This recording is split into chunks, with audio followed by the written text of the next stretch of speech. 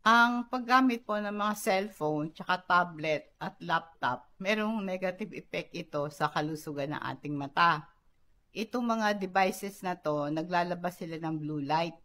Ito isang high energy light na nakaka-damage ng retina.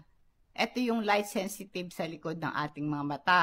Ang blue light ay ito yung mga digital eye strain. It leads to symptoms ng dry eyes, blurred vision, and headache. Ang blue light, eto po ay sabi, ay nakakasuppress ng production ng melatonin.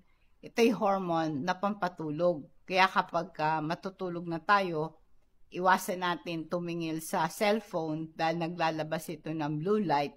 Pampigil ng production ng melatonin, isang hormone nagre-regulate ng ating tulog. Ngayon ang kailangan po ang ating mata, protektahan natin 'yan sa epekto ng mga cellphone, tablet, and laptop.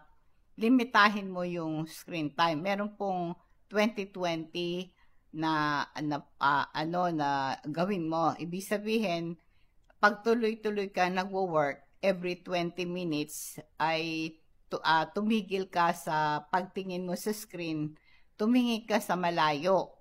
Mga 20 seconds tumingin ka. Itong 20-20 rule, 20 minutes, every 20 minutes sumigil ka. Tumingin ka sa isang malayong maabot ng mata mo, 20 feet away. And then sa loob ng 20 seconds. I-reduce mo yung brightness ng screen mo. I-maintain mo yung distance ng screen. At least merong inches away from your eyes. Inom ka ng sapat na tubig para ma-reduce yung pagdadry ng mata mo. Pwede kang gumamit ng artificial tears or eye drops. Mabibili mo yan sa butika. Patakan mo yung mata mo para malubricate yung mata mo at ma-reduce yung dryness at irritation.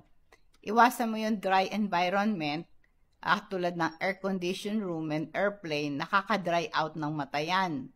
Pwede kang gumamit ng humidifier para magkaroon ng moisture yung hangin sa loob ng bahay mo o sa opisina.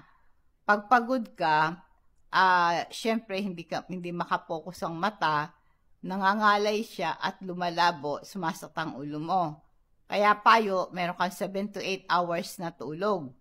Kaya pagka meron ka ng difficulty focusing, itulog mo na lang.